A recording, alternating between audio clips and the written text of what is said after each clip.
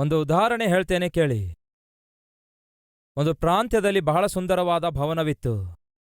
ಆ ಭವನದ ಸುತ್ತಲೂ ಬಹಳ ಸುಂದರವಾದ ಗಾರ್ಡನ್ ಕೂಡ ಇತ್ತು.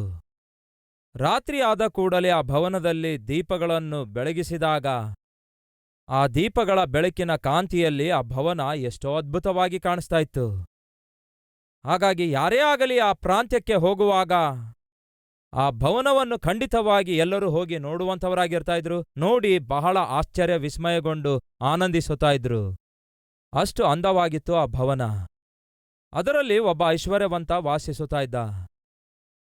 ಒಂದು ದಿನ ಐಶ್ವರ್ಯವಂತ ಸತ್ತ ನಂತರ ಆ ಐಶ್ವರ್ಯವಂತನು ಅಷ್ಟೊಂದು ಅದ್ಭುತವಾದಂತಹ ಅಂದವಾದ ಭವನವನ್ನು ಕೊನೆಗೆ ಯಾರಿಗೆ ಬರೆದು ಕೊಟ್ಟಿದ್ದಾನೋ ಎಂಬುದಾಗಿ ಎಲ್ಲರಿಗೂ ಒಂದು ಕುತೂಹಲ ಉಂಟಾಯಿತು. ಅವನು ಹಕ್ಕುಪತ್ರ ಬರೆದಿಟ್ಟಿದ್ದ. ಸಾಯುವುದಕ್ಕಿಂತ ಮುಂಚೆ ನಾನು ನನ್ನ ಈ ಭವನವನ್ನು ಇಂಥವರಿಗೆ ಬರೆದು ಕೊಟ್ಟಿದ್ದೇನೆ ಎಂಬುದಾಗಿ ಹಕ್ಕುಪತ್ರ ಬರೆದಿಟ್ಟಿದ್ದ. ಹಾಗೆ ಬರೆದಿಟ್ಟಿರುವ ಹಕ್ಕುಪತ್ರ ವಿಚಿತ್ರವಾಗಿತ್ತು. ಆ ಐಶ್ವರ್ಯವಂತನು ಸಾಯುವಾಗ ಏನೆಂದು ಬರೆದಿಟ್ಟಿದ್ದ ಗೊತ್ತಾ?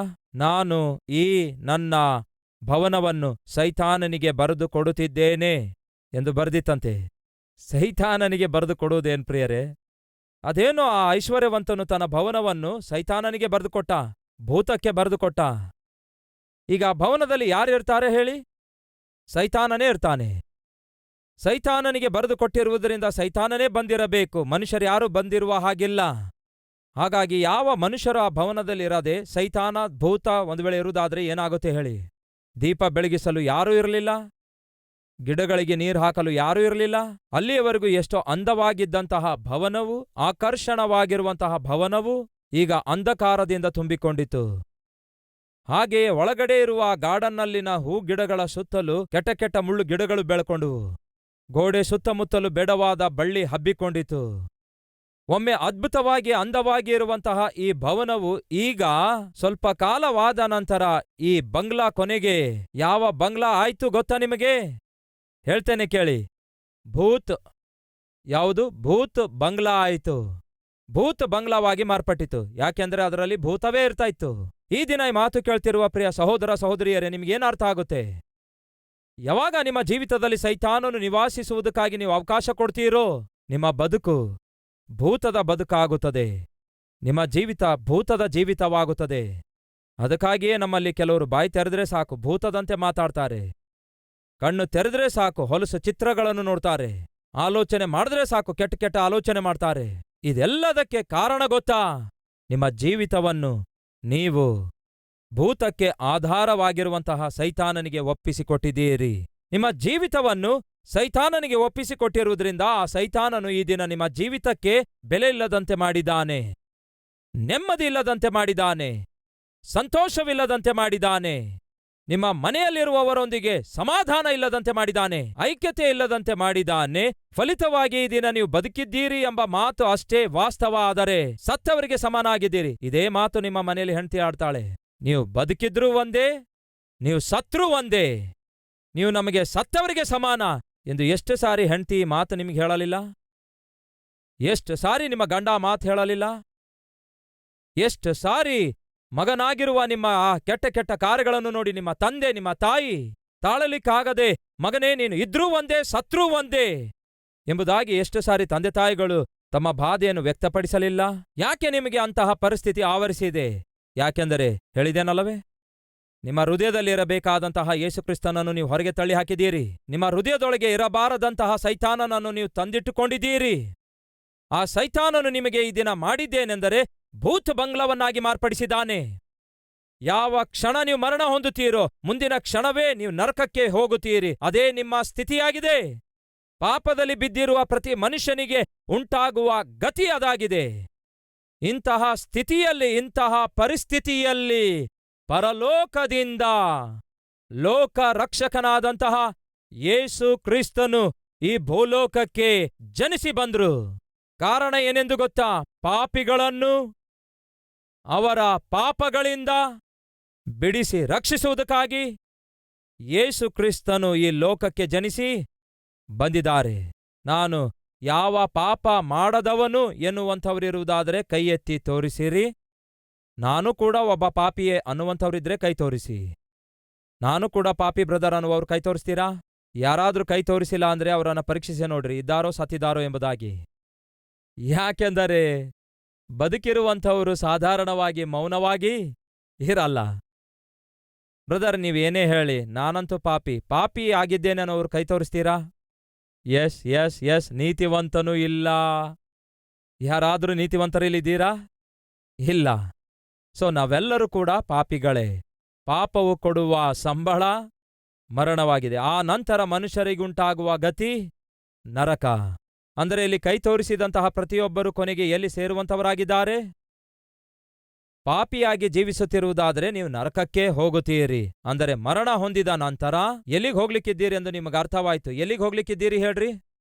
ನರಕಕ್ಕೆ ಹೋಗುವಂತವರಾಗಿದ್ದೀರಿ. ಆದರೆ ನಿಮಗೊಂದು ಶುಭವಾರ್ತೆ, ನೀವು ನರಕಕ್ಕೆ ಹೋಗುವಂತಹ ಅವಶ್ಯಕತೆ ಇಲ್ಲ. ಈ ಸುವಾರ್ತೆ, ಈ ಶುಭವಾರ್ತೆ ಆ ದಿನ ದೇವದೂತನು ಪ್ರಕಟಿಸುತ್ತಾನೆ ಏನೆಂಬುದಾಗಿ ಮತ್ತೊಂದು ಸಾರಿ ಓದುತ್ತೇನೆ ಕೇಳಿ. ಆಗ ಆ ದೂತನು, ಭಯಪಡಬೇಡಿ, ಇಗೋ ಜನರಿಗೆಲ್ಲ ಉಂಟು ಮಾಡುವಂತಹ ಮಹಾ ಸಂತೋಷಕರವಾದ ಶುಭ ಸಮಾಚಾರವನ್ನು ನಾನು ನಿಮಗೆ ತಿಳಿಸುತ್ತಾ ಇದ್ದೇನೆ. ಜನರೆಲ್ಲರಿಗೆ ಯೇಸು ಕ್ರಿಸ್ತನ ಕುರಿತಾದ ಜನ್ಮ, ಆ ಜನ್ಮದ ಕುರಿತಾದಂತಹ ವಾರ್ತೆ. ದೇವದೂತನು ಹೇಳುವ ಮಾತೇನೆಂದರೆ ಅದು ಸುವಾರ್ತೆಯಾಗಿದೆ. ಯಾರಿಗೆ ಸುವಾರ್ತೆಯಾಗಿದೆ? ಸಕಲ ಜನರಿಗೆ ಸುವಾರ್ತೆಯಾಗಿದೆ. ಅದು ಸಂತೋಷಕರವಾದ ವಾರ್ತೆಯಾಗಿದೆ. ಯೇಸು ಕ್ರಿಸ್ತನ ಜನ್ಮ ಸಂತೋಷವನ್ನು ಕೊಡುತ್ತದೆ. ಯಾರು ಈ ಭೂಲೋಕದಲ್ಲಿ ಸಂತೋಷವಾಗಿ ಜೀವಿಸಬಲ್ಲರು ಎನ್ನುವುದು ಪ್ರಶ್ನೆ. ಇದನ್ನು ಇಂಗ್ಲಿಷಲ್ಲಿ ಹೇಗೆ ಹೇಳಲಾಗಿದೆ ಗೊತ್ತಾ? A holiest man is happiest man. ಸಂತೋಷದಿಂದ ಎಂಥವರು ಜೀವಿಸಬಲ್ಲರು ಎಂಬ ಪ್ರಶ್ನೆ ಇರುವುದಾದರೆ ಅದಕ್ಕೆ ಉತ್ತರ ಏನು ಗೊತ್ತಾ? ಪರಿಶುದ್ಧರಾಗಿರುವವರೇ ಸಂತೋಷದಿಂದ ಜೀವಿಸುತ್ತಾರೆ. ಈ ದಿನ ನಿಮಗೂ ನನಗೂ ಬೇಕಾಗಿದ್ದು ಸಂತೋಷ. ಈ ದಿನ ನಿಮಗೂ ನನಗೂ ಬೇಕಾದದ್ದು ಸಮಾಧಾನ. ನಿಮಗೂ ನನಗೂ ಬೇಕಾದಂಥದ್ದು ಸಮೃದ್ಧಿ, ಸಕಲ ಆಶೀರ್ವಾದಗಳು. ಹಾಗಾದ್ರೆ ಏನ್ ಮಾಡಬೇಕು? ಸಂತೋಷ, ಸಮಾಧಾನ, ಸಮೃದ್ಧಿ, ಸಕಲ ಆಶೀರ್ವಾದಗಳನ್ನು ನಾವು ಹೊಂದಿಕೊಳ್ಳಬೇಕಾದರೆ ಏನ್ ಮಾಡಬೇಕು? ದೇವರು ಕಳುಹಿಸಿಕೊಟ್ಟಿರುವಂತಹ ಆತನ ಏಕೈಕ ಮಗನಾಗಿರುವ ಯೇಸು ಕ್ರಿಸ್ತನನ್ನು ನಾವು ಅಂಗೀಕರಿಸಬೇಕು. ಯಾರ್ಯಾರು ಆತನ ಮಗನಾದ ಯೇಸುವನ್ನು ಸ್ವಂತ ರಕ್ಷಕನನ್ನಾಗಿ ಅಂಗೀಕರಿಸುತ್ತಾರೋ ಅವರಿಗೆ ದೇವರು ತನ್ನ ಮಕ್ಕಳಾಗುವ ಅಧಿಕಾರ ಕೊಟ್ಟಿದ್ದಾರೆ. ಮುಂಚೆ ಒಂದು ಉದಾಹರಣೆ ಕೊಟ್ಟೆ. ಆ ವ್ಯಕ್ತಿ ತನಗಿರುವ ಬಂಗ್ಲಾವನ್ನು, ತನ್ನ ಭವನವನ್ನು ಸೈತಾನನಿಗೆ ಒಪ್ಪಿಸಿಕೊಟ್ಟಾಗ ಆ ಬಂಗ್ಲಾ ಏನಾಯ್ತು ಹೇಳಿ? ಭೂತ್ ಬಂಗ್ಲಾ ಆಯ್ತು. ತೋಟಗಾರನ ಕೈಯಲ್ಲಿರುವ ತೋಟಗಾರನಿಗೆ ಹೇಳುತ್ತೆ, ನಿನ್ನ ಅವಶ್ಯಕತೆ ಎಲ್ಲ ಹೋಗು. ತೋಟಗಾರನು ಹೊರಟು ಹೋದಾಗ ಅಂದವಾಗಿರುವ ಆ ತೋಟ ಏನಾಯ್ತು ಹೇಳಿ? ಅಡವಿಯಾಗಿ ಮಾರ್ಪಟ್ಟಿತು. ಅಡವಿಯಾಗಿ ಮಾರ್ಪಟ್ಟಂತಹ ಆ ತೋಟ ತನ್ನ ತಪ್ಪನ್ನು ತಿಳಿದುಕೊಂಡು ಯಾರನ್ನು ಕೋರಿಕೊಂಡಿತು? ತೋಟಗಾರನ ಸಹಾಯವನ್ನು, ಸಹವಾಸವನ್ನು, ಸನ್ನಿಧಿಯನ್ನು ಕೋರಿಕೊಂಡಿತು. ಫಲಿತವಾಗಿ ಅಡವಿಯಾಗಿ ಮಾರ್ಪಟ್ಟಂತಹ ಆ ತೋಟ ಮತ್ತೊಮ್ಮೆ ಅದ್ಭುತವಾದ, ಅಂದವಾದ ತೋಟವಾಗಿ ಮತ್ತೊಮ್ಮೆ ಮಾರ್ಪಟ್ಟಿತು. ಕಾರಣವೇನೆಂದರೆ ಅದರ ಅಂದಕ್ಕೆ, ಆರೋಗ್ಯಕ್ಕೆ, ಇತರರಿಗೆ ಆನಂದವನ್ನುಂಟು ಮಾಡುವುದಕ್ಕೆ ಆಧಾರವಾಗಿರುವಂತಹ ಅದರ ಜೀವಿತಕ್ಕೆ ತೋಟಗಾರನನ್ನು ಅದು ಹೊಂದಿಕೊಂಡಿತು. ಸಹೋದರ ಸಹೋದರಿಯರೇ, ಈ ದಿನ ನಿಮಗೂ ನನಗೂ ಒಬ್ಬ ತೋಟಗಾರನು ಬೇಕು. ನಿಮ್ಮ ಜೀವಿತವನ್ನು ಅಂಧಕರವಾಗಿಯೂ, ನಿಮ್ಮ ಜೀವಿತವನ್ನು ಆತ್ಮೀಕವಾಗಿಯೂ, ನಿಮ್ಮ ಜೀವಿತವನ್ನು ಆಶೀರ್ವಾದಕರವಾಗಿಯೂ, ಆನಂದ ಭರಿತವಾಗಿಯೂ ಮಾರ್ಪಡಿಸಬಲ್ಲಂತಹ ತೋಟಗಾರನು ನಿಮಗೆ ಬೇಕು. ಆ ತೋಟಗಾರನೇ ನಾನು ಪ್ರಕಟಿಸುವಂತಹ ಕರ್ತನಾದ ಯೇಸು ಕ್ರಿಸ್ತನು. 2000 ವರ್ಷಗಳ ಹಿಂದೆ ಆ ತೋಟಗಾರನು ಈ ಭೂಲೋಕಕ್ಕೆ ಯಾಕೆ ಇಳಿದು ಬಂದಿದ್ದಾನೆ ಗೊತ್ತಾ? ಅಡವಿಯಾಗಿ ಮಾರ್ಪಟ್ಟ ನಿಮ್ಮ ಜೀವಿತವನ್ನು ಅಂದವಾದ ತೋಟವನ್ನಾಗಿ ಮಾರ್ಪಡಿಸಲು. ಭೂತು ಬಂಗ್ಲಾ ಆಗಿರುವ ನಿಮ್ಮ ಬದುಕನ್ನು ಬಂಗಾರದ ಬದುಕನ್ನಾಗಿ, ಭವಿಷ್ಯದಿಂದ ಕೂಡಿರುವ ಬದುಕನ್ನಾಗಿ ಮಾರ್ಪಡಿಸುವುದಕ್ಕೋಸ್ಕರ ಯೇಸು ಕ್ರಿಸ್ತನು ಈ ಲೋಕಕ್ಕೆ ಜನಿಸಿ ಬಂದ್ರು. ಯೇಸು ಕ್ರಿಸ್ತನು ಕೇವಲ ಕ್ರೈಸ್ತರಿಗೋಸ್ಕರ ಜನಿಸಿ ಬಂದಿದ್ದಾರಾ ಎಂಬ ಪ್ರಶ್ನೆ ನಿಮಗಿರುವುದಾದರೆ ಅದಕ್ಕೆ ಬೈಬಲ್ ಒಪ್ಪಿಕೊಳ್ಳೋದೇ ಇಲ್ಲ. ಯಾಕೆಂದರೆ ಯೇಸು ಕ್ರಿಸ್ತನು ಜನಿಸಿದಾಗ ದೇವದೂತನು ಹಾಡಿರುವ ಹಾಡು ಹೇಗಿರುತ್ತದೆ ಗೊತ್ತಾ? ಸಕಲ ಪ್ರಜೆಗಳೆಲ್ಲರಿಗೆ, ಸಕಲ ಜನರೆಲ್ಲರಿಗೆ. ಅಂದರೆ ಅರ್ಥವೇನು? ಯಾವುದೇ ದೇಶದವರಾಗಿರಬಹುದು, ಯಾವುದೇ ಪ್ರಾಂತ್ಯದವರಾಗಿರಬಹುದು, ಯಾವುದೇ ಜಾತಿಯವರಾಗಿರಬಹುದು, ಯಾವುದೇ ಕುಲದವರಾಗಿರಬಹುದು, ಯಾವುದೇ ಮತದವರಾಗಿರಬಹುದು, ಅವರೆಲ್ಲರಿಗೆ ಸಂತೋಷಕರವಾದಂತಹ ಶುಭ ಸಮಾಚಾರವು ಏನಾಗಿತ್ತು? ಮನುಷ್ಯನನ್ನು ಸೃಷ್ಟಿಸಿದಂತಹ ದೇವರು ಮನುಷ್ಯನನ್ನು ರಕ್ಷಿಸುವುದಕ್ಕಾಗಿ ಈ ಲೋಕಕ್ಕೆ ಜನಿಸಿ ಬಂದ್ರು. ಯೇಸು ಕ್ರಿಸ್ತನ ಕುರಿತಾದಂತಹ ಜನ್ಮ ಪ್ರಪಂಚವೇ ಸೆಲೆಬ್ರೇಟ್ ಮಾಡಿಕೊಳ್ತದೆ. ನೀವು ಪ್ರಪಂಚದ ಯಾವುದೇ ದೇಶಕ್ಕೆ ಹೋಗಿ ನೋಡಿ, ಪ್ರಪಂಚವೇ ಸೆಲೆಬ್ರೇಟ್ ಮಾಡಿಕೊಳ್ಳುವಂತಹ ಹಬ್ಬ ಯಾವುದಾದರೂ ಇದೆ ಎನ್ನುವುದಾದರೆ ಅದು ಕೇವಲ ಒಂದೇ ಆಗಿದೆ. ಯಾವುದು ಗೊತ್ತಾ? ನಮ್ಮ ಕರ್ತನಾದ ಯೇಸು ಕ್ರಿಸ್ತನ ಜನ್ಮದ ಕುರಿತಾದ ಹಬ್ಬವಾಗಿರುವ ಕ್ರಿಸ್ಮಸ್ ಆಗಿದೆ. ಯಾಕೆಂದರೆ ಆತನು ಪ್ರಪಂಚವನ್ನು ಉದ್ಧರಿಸುವುದಕ್ಕಾಗಿ ಬಂದಿದ್ದಾನೆ. ಆತನು ಪ್ರಪಂಚವನ್ನೇ ರಕ್ಷಿಸಲು ಬಂದಾತನಾಗಿದ್ದಾನೆ. ಅದಕ್ಕಾಗಿಯೇ ಪ್ರಪಂಚವೆಲ್ಲ ಸೆಲೆಬ್ರೇಟ್ ಮಾಡಿಕೊಳ್ತಿದೆ.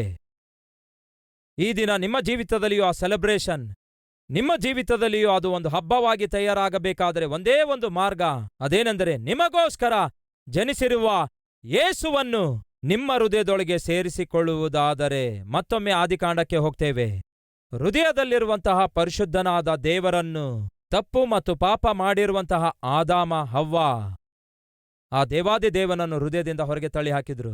ಯಾವಾಗ ಪರಿಶುದ್ಧನಾದಂತಹ ದೇವರನ್ನು ಅವರು ತಮ್ಮ ಹೃದಯದಿಂದ ಹೊರಗೆ ತಳ್ಳಿ ಹಾಕಿದರೋ, ಪಾಪವು ಅವರ ಹೃದಯವನ್ನು, ಅವರ ಜೀವಿತವನ್ನು ಪರಿಪಾಲಿಸಲು ಆರಂಭಿಸಿತು. ಕೊನೆಗೆ ಅವರನ್ನು ಏನ್ಮಾಡಿತು? ದೇವರ ಸನ್ನಿಧಿಯಿಂದ ದೂರ ಮಾಡಿತು, ಸಂತೋಷದಿಂದ ದೂರ ಮಾಡಿತು ಮತ್ತು ಸಮೃದ್ಧಿಯಿಂದ ದೂರ ಮಾಡಿತು. ಯಾವಾಗ ನೀವು ನಿಮ್ಮ ಹೃದಯದೊಳಗೆ ನಿಮ್ಮನ್ನು ಸೃಷ್ಟಿಸಿದಂತಹ ದೇವರನ್ನು ಆಹ್ವಾನಿಸುತ್ತೀರೋ, ನೀವೇನನ್ನು ಹೊಂದಿಕೊಳ್ತೀರಿ? ಆತನ ಸಕಲ ಆಶೀರ್ವಾದಗಳನ್ನು ನೀವು ಹೊಂದಿಕೊಳ್ತೀರಿ. ಗಮನ ಕೊಟ್ಟು ಕೇಳಿ. ಒಂದು ಊರಲ್ಲಿ ಒಬ್ಬ ಧನವಂತನಿದ್ದನು. ಅವನಿಗೆ ಒಬ್ಬನೇ ಒಬ್ಬ ಮಗನಿದ್ದನು. ತಂದೆ ಮಗ ಇಬ್ರಿಗೂ ಕೂಡ ಪೇಂಟಿಂಗ್ಸ್ ಅಂದ್ರೆ ಬಹಳ ಇಷ್ಟ. ಪ್ರಪಂಚದಲ್ಲಿರುವ ಬಹು ಬೆಲೆ ಬಾಳುವ ಪೇಂಟಿಂಗ್ಸ್ಗಳನ್ನು ಹರಾಜು ಹಾಕಿದಾಗ ಅವುಗಳನ್ನು ತಂದು ತಮ್ಮ ಮನೆಯನ್ನೆಲ್ಲ ಆ ಪೇಂಟಿಂಗ್ಸ್ಗಳಿಂದ ಆ ತಂದೆ ಮಗ ಇಬ್ರು ಚೆನ್ನಾಗಿ ಜೋಡಿಸಿಕೊಂಡಿದ್ರು. ಆ ಪೇಂಟಿಂಗ್ಸ್ಗಳೇ ಬಹಳ ಕೋಟ್ಯಾಂತರ ಬೆಲೆ ಬಾಳುವಂಥವುಗಳಾಗಿದ್ವು. ಅಂತಹ ಸಮಯದಲ್ಲಿ ಆ ತಂದೆಗಿರುವ ಒಬ್ಬನೇ ಒಬ್ಬ ಮಗನನ್ನು, ಮುದ್ದಾಗಿ ಬೆಳೆಸಿರುವ ಆ ಮಗನನ್ನು ಆ ತಂದೆ ಒಂದು ದಿನ ಒಂದು ಕರೆ ಕೇಳಿಸಿಕೊಳ್ತಾನೆ. ಅದೇನೆಂದರೆ, ದೇಶದಲ್ಲಿ ಯುದ್ಧ ಜರುಗುತ್ತಾ ಇದೆ.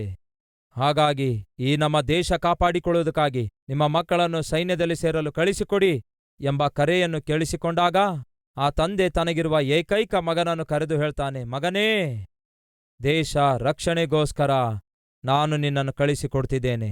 ನೀನು ನನ್ನ ಪ್ರಾಣಾಗಿದ್ದಿ, ಪ್ರಾಣದಷ್ಟಿಷ್ಟಪಡ್ತೇನೆ. ಆದರೆ ದೇಶ ರಕ್ಷಿಸುವಂತಹ ಜವಾಬ್ದಾರಿಕೆ ನನ್ನ ಮೇಲಿದೆ. ಹಾಗಾಗಿ ನಿನ್ನನ್ನು ದೇಶ ರಕ್ಷಣೆಗೋಸ್ಕರ ಕಳಿಸುತ್ತಿದ್ದೇನೆ. ಸೈನಿಕನಾಗಿ ಈ ದೇಶವನ್ನು ಕಾಪಾಡು ಅಂದ. ನೋಡ್ತಾ ಇರುವಾಗಲೇ ದೇಶ ರಕ್ಷಣೆಗೋಸ್ಕರ ತನ್ನ ಏಕೈಕ ಮಗನನ್ನು ಸೈನ್ಯದೊಳಗೆ ಸೇರಿಸಿ ಕಳಿಸುತ್ತಾನೆ. ಆ ತಂದೆಗೆ ಗೊತ್ತು, ಈ ದೇಶ ರಕ್ಷಣೆಗೋಸ್ಕರ ನನ್ನ ಮಗ ಪ್ರಾಣ ಅಪಾಯದಲ್ಲಿಟ್ಟು ಈ ದೇಶ ಕಾಪಾಡುವುದಕ್ಕೋಸ್ಕರ ಸೈನ್ಯದಲ್ಲಿ ಸೇರಿದ್ದಾನೆಂದು ಆ ತಂದೆಗೆ ಗೊತ್ತಿತ್ತು. ಒಂದು ದಿವಸ ಯಾರೋ ಬಂದು ಬಾಗಲ್ ತಟ್ತಾರೆ. ಬಾಗಲ್ ತೆರೆಯುತ್ತಾನೆ. ಹೊರಗಡೆ ಇರುವಂತಹ ವ್ಯಕ್ತಿ ತಾನು ಕೈಯಲ್ಲಿ ತಂದಿರುವಂತಹ ಒಂದು ಪೇಪರ್ ರೋಲನ್ನು ಅದನ್ನು ಬಿಚ್ಚಿ ಆ ಚಾಟನ್ನು ಓಪನ್ ಮಾಡಿ ಆ ಚಾಟನ್ನು ತೆರೆದು ತೋರಿಸುತ್ತಾನೆ. ನೋಡಿದ ಕೂಡಲೇ ಆ ತಂದೆ ಹೇಳ್ತಾನೆ, ಇದು ನನ್ನ ಮಗನ ಫೋಟೋ ಆಗಿದೆ, ನನ್ನ ಮಗನ ಚಿತ್ರ ಆಗಿದೆ. ಈ ಚಾಟ್ನಲ್ಲಿ ನನ್ನ ಮಗನ ಚಿತ್ರವನ್ನು, ನನ್ನ ಮಗನ ಫೇಸನ್ನು ಇಷ್ಟು ಅದ್ಭುತವಾಗಿ ಯಾರು ಚಿತ್ರ ಬಿಡಿಸಿದ್ದಾರೆ ಅಂದಾಗ ಹೊರಗಡೆ ಇರುವ ವ್ಯಕ್ತಿ ಹೇಳ್ತಾನೆ, ಸಾರ್, ಆ ಚಿತ್ರ ಬಿಡಿಸಿದ್ದು ನಾನೇ. ಯಾಕೆ ನನ್ನ ಮಗನ ಚಿತ್ರ ನೀನು ಬಿಡಿಸಿದೆ ಅಂದಾಗ ಹೇಳ್ತಾನೆ, ದೇಶ ರಕ್ಷಣೆಗೋಸ್ಕರ ನೀವು ನಿಮ್ಮ ಮಗನನ್ನು ಯುದ್ಧಕ್ಕೆ ಕಳಿಸಿದ್ದೀರಲ್ಲವೋ? ಹೌದು, ನಾವಿಬ್ರು ಒಟ್ಟಿಗೆ ಆ ಯುದ್ಧದಲ್ಲಿದ್ದೆವು. ಯುದ್ಧ ಜರುಗುತ್ತಿರುವ ಸಮಯದಲ್ಲಿ ಎದುರುಗಡೆ ಇರುವಂತಹ ಶತ್ರು ಅವರು ಬಾಂಬ್ ಹಾಕ್ತಾ ಇದ್ದರು ಮತ್ತು ಬಂದೂಕಿನ ಗುಂಡೇಟು ಹೊಡೆಯುತ್ತಾ ಇದ್ದರು. ಅಂತಹ ಸಮಯದಲ್ಲಿ ನಾನು ಗಾಯಗೊಂಡವನಾಗಿ ಕುಸಿದು ಬಿದ್ದೆ. ಎಲ್ಲರೂ ತಮ್ಮ ತಮ್ಮ ಮಾರ್ಗದಲ್ಲಿ ಹಾದು ಹೋಗುತ್ತಾ ತೂರಿಕೊಂಡು ಹೋಗುತ್ತಿರುವಾಗ ನಿಮ್ಮ ಮಗನು ನನ್ನನ್ನು ನೋಡಿ ಮುಂದೆ ಹೋಗ್ಲಿಕ್ಕಾಗ್ಲಿಲ್ಲ. ನನ್ನನ್ನು ಕಾಪಾಡುವ ಪ್ರಯತ್ನ ಮಾಡಿ ನನ್ನನ್ನು ತನ್ನ ಭುಜದ ಮೇಲೆ ಹೊತ್ತುಕೊಂಡು ಕರೆತರುತ್ತಾನೆ. ಹತ್ತಿರದಲ್ಲಿರುವ ಹಾಸ್ಪಿಟಲ್ಗೆ ಹೊತ್ಕೊಂಡು ಹೋಗ್ತಿದ್ದ. ಅಷ್ಟರಲ್ಲಿಯೇ ಶತ್ರುಗಳು ನಿಮ್ಮ ಮಗನಿಗೆ ಗುಂಡಿಟ್ಟು ಸಾಯಿಸಿದ್ರು. ನನ್ನನ್ನು ಕಾಪಾಡುವ ಪ್ರಯತ್ನದಲ್ಲಿ ನಿಮ್ಮ ಮಗ ತನ್ನ ಪ್ರಾಣ ಕಳ್ಕೊಂಡ. ಈ ವಾರ್ತೆ ಕೇಳಿದ ಕೂಡಲೇ ಆ ತಂದೆ ಸ್ಥಳದಲ್ಲೇ ಕುಸಿದು ಬೀಳುತ್ತಾನೆ. ಬಂದ ಸೈನಿಕನು ಹೇಳ್ತಾನೆ, ನನ್ನನ್ನು ಬದುಕಿಸುವುದಕ್ಕಾಗಿ ನಿಮ್ಮ ಮಗ ತನ್ನ ಪ್ರಾಣವನ್ನೇ ಕಳ್ಕೊಂಡಿದ್ದಾನೆ. ಅಷ್ಟು ದೊಡ್ಡ ತ್ಯಾಗಶೀಲಿಯಾಗಿದ್ದಾನೆ ನಿಮ್ಮ ಮಗನು ಅಂದ. ಆ ನಿಮ್ಮ ಮಗನ ಜ್ಞಾಪಕ ನಾನು ಇಟ್ಟುಕೊಳ್ಳಬೇಕೆನ್ನುವುದಕ್ಕಾಗಿ, ಜೀವಿತ ಕಾಲವೆಲ್ಲ ಅವನ ನೆನಪು ನನಗಿರಬೇಕೆನ್ನುವುದಕ್ಕಾಗಿ ನಿಮ್ಮ ಮಗನ ಒಂದು ಮುಖಚಿತ್ರವನ್ನು ನಾನು ಬಿಡಿಸಿದ್ದೇನೆ. ಅದರ ಒಂದು ಕಾಪಿಯನ್ನು ಇಗೋ ನಿಮಗೆ ತಂದು ಕೊಡ್ತಿದ್ದೇನೆ. ಸಾರ್, ನಿಜವಾಗ್ಲೂ ನಿಮ್ಮ ಮಗ ನನ್ನನ್ನು ರಕ್ಷಿಸುವುದಕ್ಕಾಗಿ ತನ್ನ ಪ್ರಾಣವನ್ನೇ ತ್ಯಾಗ ಮಾಡಿದ್ದಾನೆ ಸಾರ್. ಜೀವಿತ ಕಾಲವೆಲ್ಲ ನಿಮ್ಮ ಮಗನಿಗೆ ನಾನು ಋಣಸ್ಥನಾಗಿರುತ್ತೇನೆ ಎಂದು ಹೇಳಿ ಆ ಚಿತ್ರವನ್ನು ತಂದೆಗೆ ಕೊಟ್ಟು ಹೊರಟು ಹೋದ. ಆ ಚಿತ್ರ ನೋಡಿ ಎದೆಗೆ ಅಪ್ಪಿಕೊಂಡವನಾಗಿ ಅದನ್ನು ಗೋಡೆಗೆ ತಗಲಿಸಿ ಪ್ರತಿದಿನ ನೋಡ್ತಾ ಅಳ್ತಿದ್ದ. ದೇಶದ ರಕ್ಷಣೆಗೋಸ್ಕರ, ತನ್ನ ಸ್ನೇಹಿತನ ಪ್ರಾಣ ರಕ್ಷಣೆಗೋಸ್ಕರ ಆ ಮಗ ಹೇಗೆ ತನ್ನ ಪ್ರಾಣ ಕೊಟ್ಟನೆಂದು ಅದನ್ನು ನೆನೆಸುತ್ತಲೇ ಒಂದು ದಿನ ಆ ತಂದೆ ಕೂಡ ಕಣ್ಮುಚ್ಚುತ್ತಾನೆ. ಆ ತಂದೆ ಸತ್ತ ನಂತರ ಆ ತಂದೆಗಿರುವಂತಹ ದೊಡ್ಡ ಬಂಗ್ಲಾ ಆಗಿರ್ಬೋದು, ಅದರಲ್ಲಿರುವಂತಹ ಪೇಂಟಿಂಗ್ಸ್ಗಳಾಗಿರ್ಬೋದು, ಚಿತ್ರಗಳಾಗಿರಬಹುದು, ಹರಾಜು ಹಾಕುವುದಕ್ಕೋಸ್ಕರ ಅಲ್ಲಿನ ಅಧಿಕಾರಿಗಳು ನಿರ್ಣಯ ತೆಗೆದುಕೊಳ್ತಾರೆ. ಹಾಗೆ ಹರಾಜು ಹಾಕಲು ಆರಂಭಿಸಿದಾಗ ಹರಾಜು ಹಾಕುವುದಕ್ಕೋಸ್ಕರ ಬಂದವರಲ್ಲಿ ಈ ಐಶ್ವರ್ಯವಂತನ ಪರವಾಗಿದ್ದ ಒಬ್ಬ ಲಾಯರ್ ಕೂಡ ಬಂದಿದ್ದ. ಬಂದು ಅವನು ಹೇಳಿದ್ದೇನೆಂದರೆ, ಈ ಆಸ್ತಿಯನ್ನೆಲ್ಲ ನೀವು ಹರಾಜಿಗೆ ಹಾಕಬಹುದು, ಆದರೆ ಮೊಟ್ಟ ಮೊದಲು ನೀವು ಮಾಡಬೇಕಾದದ್ದೇನೆಂದರೆ ಈ ಆಸ್ತಿವಂತನಿಗಿರುವ ಒಬ್ಬನೇ ಒಬ್ಬ ಮಗನ ಚಿತ್ರವನ್ನು ಮೊದಲು ಹರಾಜು ಹಾಕ್ರಿ ಅಂದನು. ಆ ಹರಾಜಿನಲ್ಲಿ ಪಾಲ್ಗೊಳ್ಳುವುದಕ್ಕೋಸ್ಕರ ಬಂದವರೆಲ್ಲರೂ ಕೂಡ ಈ ಮಗನ ಫೋಟೋ ನಮ್ಗ್ಯಾಕೆ ಬೇಕು, ಈ ಮಗನ ಚಿತ್ರ ನಮ್ಗ್ಯಾಕೆ ಬೇಕು, ಬೇರೆ ಚಿತ್ರಗಳನ್ನು ಹರಾಜಿಗೆ ಹಾಕಿರಿ, ಇಡೀ ಆಸ್ತಿಯನ್ನೆಲ್ಲ ಹರಾಜಿಗೆ ಹಾಕ್ರಿ ಅಂದ್ರು. ಆಗ ಲಾಯರ್ ಹೇಳ್ತಾನೆ, ಈ ಐಶ್ವರ್ಯವಂತನು ಬರೆದಿರುವಂತಹ ಹಕ್ಕುಪತ್ರದಲ್ಲಿ ಮೊದಲನೇದಾಗಿ ಆ ಚಿತ್ರವನ್ನೇ ಹರಾಜು ಹಾಕಬೇಕೆಂದು ಬರೆದಿದ್ದಾನೆ. ಹಾಗಾಗಿ ಖಂಡಿತವಾಗಿ ಆ ಚಿತ್ರವನ್ನು ಹರಾಜು ಹಾಕ್ತಿದ್ದೇವೆ ಅಂದ. ಯಾರಾದ್ರೂ ಇದ್ದೀರಾ? ಈ ಐಶ್ವರ್ಯವಂತನ ಮಗನ ಚಿತ್ರ ಕೋರಿಕೊಳ್ಳುವಂಥವ್ರು ಯಾರಾದ್ರೂ ಇದ್ದೀರಾ ಎಂದು ಹರಾಜಿಗೆ ಕೂಗುತ್ತಾನೆ. ಯಾರೊಬ್ಬರೂ ಮುಂದೆ ಬರಲಿಲ್ಲ. ಪ್ರತಿಯೊಬ್ಬರೂ ಆ ಐಶ್ವರ್ಯವಂತನು ಕೂಡಿಟ್ಟಿರುವ ಆಸ್ತಿಯೆಲ್ಲ ಬೇಕಿತ್ತು, ಐಶ್ವರ್ಯವಂತನು ಕೂಡಿಟ್ಟಿರುವ ಕೋಟ್ಯಾಂತರ ಬೆಲೆ ಬಾಳುವ ಚಿತ್ರ ಬೇಕಿತ್ತು ಹೊರತು ಯಾರೊಬ್ಬರಿಗೂ ಕೂಡ ಆ ಐಶ್ವರ್ಯವಂತನ ಮಗನು ಬೇಕಾಗಿರಲಿಲ್ಲ. ಹರಾಜ್ ಹಾಕುವ ವ್ಯಕ್ತಿ ಹೇಳ್ತಾನೆ, ಮೊದಲನೇ ಸಾರಿ ಯಾರಾದ್ರೂ ಇದ್ದೀರಾ? ₹100 ಚಿತ್ರ ಕೊಂಡ್ಕೊಳ್ಳುವಂಥವ್ರು ಯಾರಾದ್ರೂ ಇದ್ದೀರಾ ಅಂದ್ರೆ ಯಾರೂ ಬರಲಿಲ್ಲ. ಎರಡನೇ ಸಾರಿ ಯಾರೂ ಬರಲಿಲ್ಲ. ಅಷ್ಟರಲ್ಲಿ ಆ ಮನೆಯಲ್ಲಿ ಕೆಲಸ ಮಾಡುವ ಒಂದು ಬಡ ಹುಡುಗಿ ಈ ಮಗನಿಗೆ ಆ ತಂದೆ ಎಷ್ಟು ಪ್ರೀತಿ ಮಾಡಿದಾನೆಂದು ತಿಳ್ಕೊಂಡಿರುವುದರಿಂದ, ಯಾಕೆಂದ್ರೆ ಆ ಮನೆಯಲ್ಲಿ ಕೆಲಸ ಮಾಡುವವಳಾದ್ದರಿಂದ ಅಳುತ್ತಾ ಮುಂದೆ ಬಂದು ಹೇಳ್ತಾಳೆ, ಅಯ್ಯ, ಈ ಮನೆಯ ಯಜಮಾನನ ಮಗನನ್ನು ಯಾರು ಕೋರಿಕೊಳ್ತಾ ಇಲ್ವಲ್ಲ, ಅವನ ಚಿತ್ರ ಯಾರು ಕೊಂಡ್ಕೊಳ್ತಾ ಇಲ್ವಲ್ಲ. ಈ ಮಗನನ್ನು ಕಂಡ್ರೆ ಈ ಮನೆಯ ಯಜಮಾನನಿಗೆ ತಂದೆಗೆ ಬಹಳ ಪ್ರಾಣಪ್ರಿಯನಾಗಿರುವ ಮಗನನ್ನು ಕೋರಿಕೊಳ್ಳದೇ ಇರುವುದು ಎಂಥ ಘೋರ. ಆ ಮಗನನ್ನು ನಾನೇ ಕೋರಿಕೊಳ್ತೇನೆ, ಆದರೆ ನನ್ನ ಹತ್ರ ₹100 ಇಲ್ಲ, ಬರೀ ₹10 ಇದೆ ಅಂದಾಗ ಹರಾಜ್ ಹಾಕುವಂಥವರು ₹10ಗೆ ಆ ಹುಡುಗನ ಚಿತ್ರವನ್ನು ಫೋಲ್ಡ್ ಮಾಡಿ ಆಕೆಗೆ ಕೊಟ್ರು. ಬಂದವರೆಲ್ಲ ಅಂದುಕೊಂಡ್ರು, ಇನ್ನುಳಿದ ಚಿತ್ರಗಳೆಲ್ಲ ಹರಾಜಿಗೆ ಹಾಕ್ತಾರೆ, ಪ್ಲಸ್ ಇನ್ನುಳಿದ ಆಸ್ತಿಯನ್ನೆಲ್ಲ ಹರಾಜಿಗೆ ಹಾಕ್ತಾರೆಂಬುದಾಗಿ ಕಾದು ಎದುರು ನೋಡಿದಾಗ ಆಗ ಹರಾಜ್ ಹಾಕುವ ವ್ಯಕ್ತಿ ಘೋಷಿಸುತ್ತಾನೆ, ಇಷ್ಟಕ್ಕೆ ಹರಾಜೆಲ್ಲ ಪೂರ್ತಿಯಾಗಿ ಮುಗಿಯಿತು ಎಂಬುದಾಗಿ. ಬಂದವರೆಲ್ಲರೂ ಕೂಡ ಆಶ್ಚರ್ಯದಿಂದ ಕೇಳ್ತಾರೆ, ಹರಾಜು ಮುಗೀತೆಂದು ಯಾಕೆ ಹೇಳ್ತಿ? ಇನ್ನೂ ಪ್ರಾರಂಭವೇ ಆಗ್ಲಿಲ್ವಲ್ಲ. ನೀನು ಹರಾಜು ಹಾಕಿರುವುದು ಆ ಮಗನ ಒಂದು ಫೋಟೋ ಮಾತ್ರ ಅಲ್ಲವೋ? ಈ ಆಸ್ತಿ ಯಾರಿಗೆ ಕೊಡ್ತಾರೆ? ಈ ಅಂತಸ್ತು ಯಾರಿಗೆ ಕೊಡ್ತಾರೆ? ಇದರಲ್ಲಿರುವ ಚಿತ್ರಗಳನ್ನೆಲ್ಲ ಯಾರಿಗೆ ಕೊಡ್ತಾರೆ ಎಂದು ಕೇಳುವಾಗ ಹರಾಜು ಹಾಕುವ ವ್ಯಕ್ತಿ ಹೇಳ್ತಾನೆ, ಈ ಬಡ ಹುಡುಗಿಗೆ ಆಸ್ತಿಯನ್ನೆಲ್ಲ ಒಪ್ಪಿಸ್ಲಿಕ್ಕಿದ್ದೇವೆ ಅಂದ.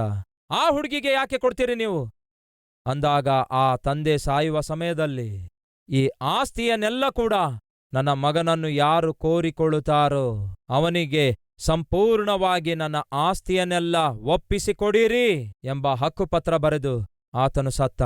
ಈ ಮಗನನ್ನು ಆ ಹುಡುಗಿ ಕೋರಿಕೊಂಡದ್ದರಿಂದ ಆ ತಂದೆ ಹೊಂದಿಕೊಂಡಿರುವ ಸಮಸ್ತವೂ ಕೂಡ ಆ ಹುಡುಗಿಗೆ ಕೊಡಲಾಯಿತು. ಪ್ರಿಯ ಸಹೋದರ ಸಹೋದರಿಯರೇ, ದಯವಿಟ್ಟು ಕೇಳಿ, ದೇವರು ನಿಮ್ಮನ್ನು ನನ್ನನ್ನು ಎಷ್ಟೋ ಪ್ರೀತಿಸಿದ್ದಾರೆ. ಮಾಡಿದ ಪಾಪಿಷ್ಟ ಕಾರ್ಯಗಳಿಗಾಗಿ, ಪಾಪಿಷ್ಟ ಕೆಲಸಕ್ಕಾಗಿ ಪಾತಾಳಕ್ಕೆ ಹೋಗಬೇಕಾದಂತಹ ನಮ್ಮನ್ನು ರಕ್ಷಿಸಲು ಲೋಕರಕ್ಷಕನನ್ನಾಗಿ ತನ್ನ ಮಗನಾದ ಯೇಸುಕ್ರಿಸ್ತನನ್ನು ಈ ಲೋಕಕ್ಕೆ ಕಳಿಸಿಕೊಟ್ರು. ಯೇಸುಕ್ರಿಸ್ತನು ನಿಮ್ಮನ್ನು ನನ್ನನ್ನು ಎಷ್ಟೋ ಪ್ರೀತಿಸಿ ನೀವು ನಾನು ಮಾಡಿರುವ ಪಾಪಿಷ್ಟ ಕಾರ್ಯಗಳ ನಿಮಿತ್ತ ಬರಬೇಕಾದ ಶಿಕ್ಷೆಯನ್ನೆಲ್ಲ ತನ್ನ ಮೇಲೆ ಹೊತ್ತುಕೊಂಡನು.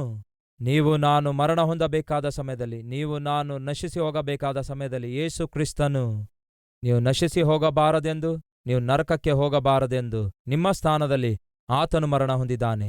ಆ ಸೈನಿಕ ತಂದೆಗೆ ಹೇಳ್ತಾನೆ, ನೀವು ಯುದ್ಧಕ್ಕೆ ನಿಮ್ಮ ಮಗನನ್ನು ಕಳಿಸಿದ್ರಿ, ಆದರೆ ಆ ನಿಮ್ಮ ಮಗನು ಮರಣ ಹೊಂದಬೇಕಾದಂತಹ ನನ್ನ ಸ್ಥಾನದಲ್ಲಿ ತಾನು ಮರಣ ಹೊಂದಿ ನನಗೆ ಜೀವವನ್ನು ಜೀವಿತವನ್ನು ಕೂಡ ಕೊಟ್ಟ. ಜೀವಿತ ಕಾಲವೆಲ್ಲ ನಿಮ್ಮ ಮಗನಿಗೆ ಋಣಸ್ಥನಾಗಿರ್ತೇನೆ. ಅಂತಹ ಮಗನನ್ನು ಕಳಿಸಿಕೊಟ್ಟಿರುವುದಕ್ಕಾಗಿ ನಿಮಗೂ ಋಣಸ್ಥನಾಗಿದ್ದೇನೆ ಅಂದ. ಈ ದಿನ ಇದೇ ತೀರ್ಮಾನ ನಾವು ಕೂಡ ತೆಗೆದುಕೊಳ್ಳಬೇಕು. ಯಾಕೆಂದರೆ ನೀವು ನಾನು ಬದುಕಿರಬೇಕೆಂದು, ನೀವು ನಾನು ಪರಲೋಕಕ್ಕೆ ಹೋಗಬೇಕೆಂದು ದೇವರು ನಿಮ್ಮನ್ನು ನನ್ನನ್ನು ಪ್ರೀತಿಸಿ ತನ್ನ ಮಗನಾದ ಯೇಸುಕ್ರಿಸ್ತನನ್ನು ಈ ಲೋಕಕ್ಕೆ ಕಳಿಸಿದ್ದಾರೆ. ಎದಕ್ಕಾಗಿ ಗೊತ್ತಾ? ನಮ್ಮನ್ನು ರಕ್ಷಿಸುವುದಕ್ಕಾಗಿ. ಎಲ್ಲಿಂದ? ನರಕದಿಂದ. ಅಗ್ನಿ ಆರದಂತಹ, ಹುಳ ಸಾಯದಂತಹ ಭಯಂಕರವಾದಂತಹ ಆ ಅಗ್ನಿ ಗಂಧಕಗಳಿಂದ ರಕ್ಷಿಸುವುದಕ್ಕಾಗಿ ದೇವರು ತನ್ನ ಮಗನನ್ನು ಕಳಿಸಿದ್ದಾರೆ. ಯಾರ್ಯಾರು ಆ ಮಗನಲ್ಲಿ ನಂಬಿಕೆ ಇಟ್ಟು ಆ ಮಗನನ್ನು ಸ್ವೀಕರಿಸುತ್ತಾರೋ, ಅಂಗೀಕರಿಸುತ್ತಾರೋ ಅವರಿಗೆ ಯಾವ ಶಿಕ್ಷೆ ವಿಧಿ ಇಲ್ಲ. ಈಗ ಕೇಳ್ತೇನೆ, ನಮ್ಮಲ್ಲಿ ಎಷ್ಟು ಜನ ಮರಣ ಹೊಂದಿದ ನಂತರ ದೇವರೊಂದಿಗೆ ನಿತ್ಯವೂ ಜೀವಿಸಬೇಕು, ಪರಲೋಕದಲ್ಲಿ ಯುಗ ಯುಗಗಳವರೆಗೂ ಇರಬೇಕು ಎಂದು ನಾನು ಆಶಿಸುತ್ತಿದ್ದೇನೆ ಎನ್ನುವಂಥವ್ರು ಇರುವುದಾದರೆ ನಿಮ್ಮ ಕೈ ಎತ್ತಿ ತೋರಿಸುವಿರಾ?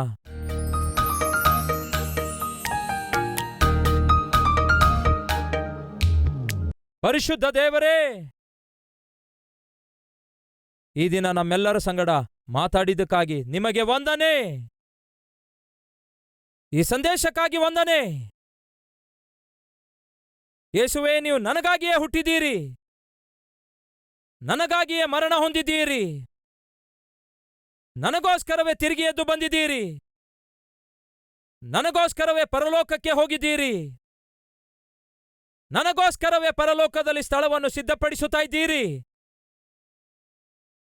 ನನಗೋಸ್ಕರವೇ ಬರಲಿಕ್ಕಿದ್ದೀರಿ. ಈ ದಿನವೇ ನನ್ನ ಜೀವಿತವನ್ನು ನಿಮ್ಮ ಕೈಗೆ ಒಪ್ಪಿಸಿಕೊಡುತ್ತೇನೆ. ಅಂಗಾಲಿನಿಂದ ನಡುನತ್ತಿಯವರೆಗೂ ನಿಮ್ಮ ರಕ್ತದಿಂದ ನನ್ನನ್ನು ಶುದ್ಧೀಕರಿಸಿ, ಪವಿತ್ರಗೊಳಿಸಿ, ನನ್ನನ್ನು ರಕ್ಷಿಸಿ, ನಿಮ್ಮ ಮಗಳನ್ನಾಗಿ, ನಿಮ್ಮ ಮಗನನ್ನಾಗಿ ನನ್ನನ್ನು ಅಂಗೀಕರಿಸಿರಿ. ಇಂದಿನಿಂದ ಎಂದೆಂದಿಗೂ ನನ್ನೊಳಗೆ ವಾಸಿಸಿರೆಂದು, ನನ್ನನ್ನು ನಿಮ್ಮ ಚಿತ್ತಾನುಸಾರವಾಗಿ ನಡೆಸಿರಿ ಎಂದು, ನಿಮ್ಮ ರಾಜ್ಯಕ್ಕೆ ಬಾಧ್ಯಸ್ಥನನ್ನಾಗಿ ಬದುಕಿಸಿರಿ ಎಂದು ಯೇಸುವಿನ ನಾಮದಲ್ಲಿ ಬೇಡಿ ಹೊಂದಿದ್ದೇವೆ ತಂದೆಯೇ. ಆಮೆನ್.